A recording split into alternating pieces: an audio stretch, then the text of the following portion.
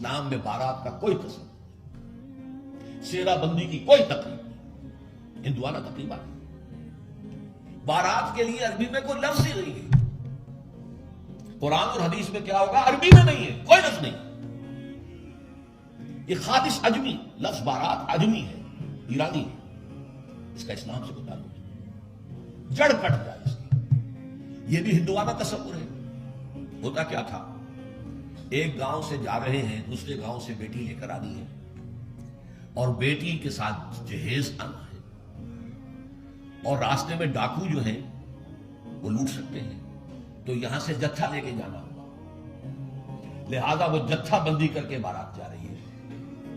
اب وہ جا کر جنج گھر جو بنے ہوئے ہیں وہاں پر ٹھہر رہی، 2 دن 3 دن عیش کر رہے ہیں، کچھ چھرے اڑا رہے ہیں لڑکی والوں کے پیسے، پھر وہ مال غنیمت سے گدے پھدے واپس آ رہے ہیں، لہذا وہ جتھا حفاظت کرتا تھا۔ یہ سارا ہندوؤں نے تصور ہے، اسلام سے کوئی تعلق نہیں۔